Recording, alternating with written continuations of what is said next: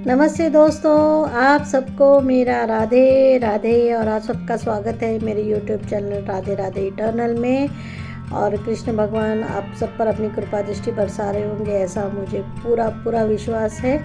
और आप सबका जीवन बहुत ही सुखमय और बहुत ही अच्छा बीत रहा होगा। इस साल में आप सबको बहुत सारी प्रगति प्राप्त हो और आपकी सारी इच्छाएं पूरी हो, ऐसे में कृष्ण भगवान के पास प्रार्थना करती हूँ। तो चलो चलते हैं आगे आज की कहानी की तरफ। आज की बहुत ही एक अनोखी कहानी है, बहुत ही सुंदर कहानी है। और मुझे लगता है हम सबको, सिर्फ आपको नहीं, हम सबको इसमें से सीख लेनी चाहिए। और क्या है वो मैं बाद में बोलूँगी आपको, लेकिन बहुत सुंदर कहानी है। एक बार संत एकनाथ महाराज जो है, उनके पास एक आदमी आता है। ओके, एक किसान होता है, वो आता है और वो उनसे कहता है कि गुरुजी, मुझे आपके सामने एक पश्चाताप करना है। तो वो बोलते हैं अच्छा क्या?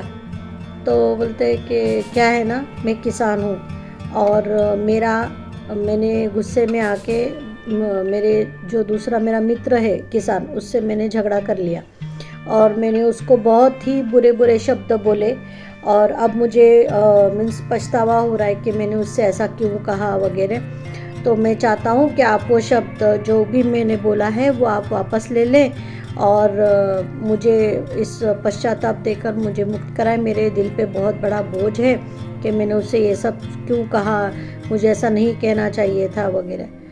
तो एकनाथ जी ने कुछ नहीं कहा। उन्होंने कहा अच्छा ऐसा है क्या, ठीक है, मैं तुम्हें पश्चाताप दे देता हूँ, मगर उसके पहले तुम्हें एक काम करना पड़ेगा। तो उसने कहा अच्छा ठीक है, क्या काम करना पड़ेगा? तो उन्होंने कहा एक काम करो, तुम जाके कहीं से पंख लेके आओ, बहुत सारे पंख लेकर आओ और वो पंख लाके मुझे दो, फिर तुम्हारा पश्चाताप मैं दूर करता हूँ। तो बोला ठीक है।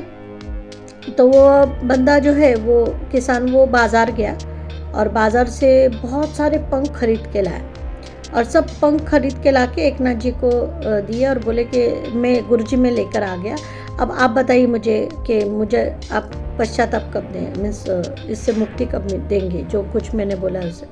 बोले अच्छा और एक काम करो, बोले मेरा बीच सड़क पे खड़े हो जाओ, अरे जो पंख तूने मुझे लाके दिए ना, इनको ऐसे हवा में उड़ा दो, बोले तुम ये पंख, तो इससे तुम्हारा जो पश्चाताप है वो हो जाएगा।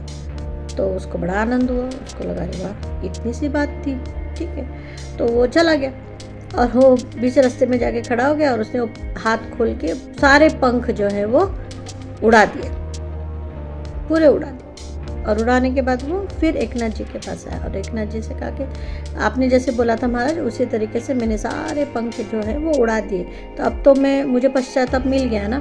तो बोलते एक काम करो, अभी नहीं मिला, अभी और एक काम बाकी है। बोले क्या?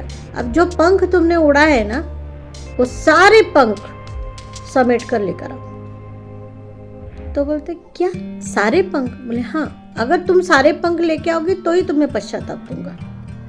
तो बोलते हैं अच्छा ठीक है, जाता हूँ। फिर थोड़ी देर बाद वो जाता है।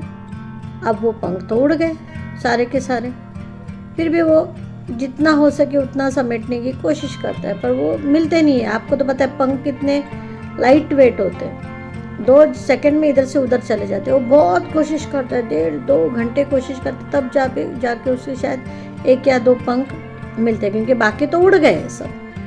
तो बड़ा निराश होता है। फिर वो आता है गुरु जी के पास, बोलता है एकनाथ महाराज, मुझे बहुत मुश्किल से ये 2 ही पंख मिले, बाकी के तो उड़ गए, मैं उनको नहीं ला पाया, तो क्या मुझे पश्चाताप नहीं मिलेगा? तो एकनाथ जी महाराज बहुत शांति से उसे कहा, पश्चाताप सिर्फ सोचने से नहीं होता है, बोलने से पहले सोचना चाहिए। जैसे ये पंख उड़ गए ना, उसी तरीके से मुंह से निकाला हुआ एक तुम्हारा शब्द वो भी उड़ जाता है, उसे वापस नहीं लाया जा सकता। तुम मुझसे कह रहे हो कि मैं वो सारे शब्द वापस लेके आऊँ और तुम्हें पश्चाताप दूँ, तो मैं नहीं कर सकता हूँ, क्योंकि मैं कर ही नहीं सकता।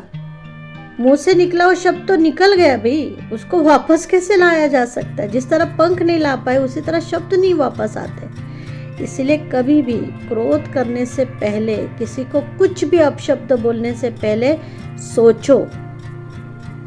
क्यों? इसलिए नहीं कि उसको हर्ट होगा, उसको तो दुख होगा ही, लेकिन उसके बाद तुम्हें जो दुख होगा वो उस दुख से कई गुना ज़्यादा हो जाता है, और तुम पश्चाताप की आग में जलते रहते हो कि अरे मैंने ऐसा बोल दिया, मुझे ऐसा नहीं बोलना चाहिए था, नहीं मुझे ऐसा नहीं करना चाहिए था। तो इसीलिए जो भी शब्द जब तुम अपने मुंह से निकालते हो तो हमेशा ध्यान रखो कि वो दूसरों को कष्ट ना दे, उनको दुखी ना करे, क्योंकि उनके दुख से ज़्यादा तुम्हें दुख होगा और वो बहुत भयानक होता है। जैसे कि आज तुम मेरे पास पश्चाताप के लिए हो, लेकिन तुमने जो कार्य किया उसके लिए मैं कोई पश्चाताप नहीं दे सकता, सिर्फ तुम ही कर सकते हो, तुम ही जाके उससे माफ़ी मांग सकते हो। लेकिन क्या तुम्हारी माफ़ी मांगने से उस आदमी को जो दुख हुआ, उसके मन को जो चोट लगी, वो तो हमेशा उसके मन को लगी रहेगी, है ना। यानी आज तुम्हारी जो दोस्ती थी उसमें तो दरार आ गई, तुम्हारे कुछ शब्दों से इसमें तुमने खुद दरार पैदा की। अब वो दरार कैसे भरेगी? वो तो जिंदगी भर के लिए भर गई। कितना भी तुम उसको मलहम लगाओ, कितना भी तुम उसके क्या कहते हैं उसको डाक डूच करो, कुछ फर्क नहीं पड़ेगा उससे, क्योंकि तुमने बोला, वो उसके मन को लग गया और वो हमेशा ध्यान रखेगा। अच्छी खासी दोस्ती में दरार हो जाती है, अच्छे खासे संबंधों में दरार हो जाती है। इसीलिए कभी भी किसी को कुछ भी बोलने से पहले दोस्तों सोचो। अगर बहुत गुस्सा है तो शांत हो जाओ, बात ही मत करो। सामने वाला बोल बोल के थक जाएगा, चुप बैठ जाएगा, लेकिन तुम्हारे मुंह से निकला हुआ शब्द जब तुम गुस्से में उसको बोल दोगे तो तुम तो बोल दोगे, उसको भी बुरा लगेगा, तुमको भी बुरा लगेगा, लेकिन बाद में जो तुमको पछतावा होगा ना, वो बहुत भयानक होगा। इसीलिए कभी भी बोलने से पहले 10 बार ये सोचो कि तुम किसको बोल रहे हो, क्या बोल रहे हो, तुम्हारे शब्दों का सामने वाले पे क्या परिणाम हो सकता है।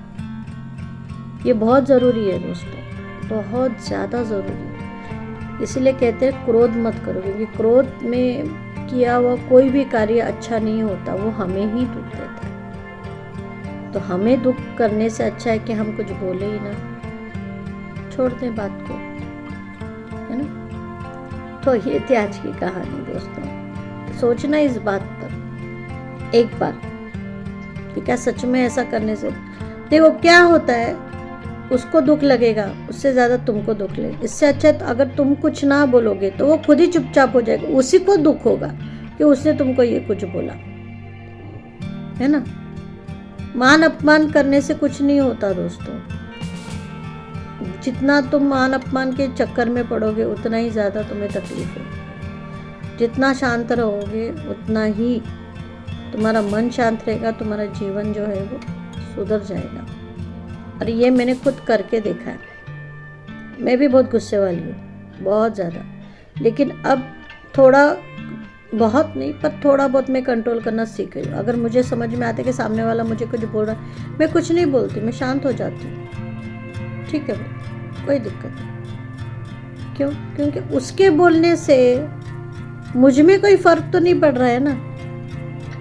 वो खुद ही इंसान खुद की नज़र में गिर जाएगा, जो तुम्हें बोल रहा है वो खुद ही नज़र में खुद के गिर जाएगा, उसे खुद ही पछतावा होगा, वो खुद आके तुमसे माफ़ी मांगेगा। हालांकि हम उससे कुछ कहेंगे तो हमें भी माफ़ी मांगनी पड़ेगी, उससे अच्छा है कि उसी को माफ़ी मांगने दो ना।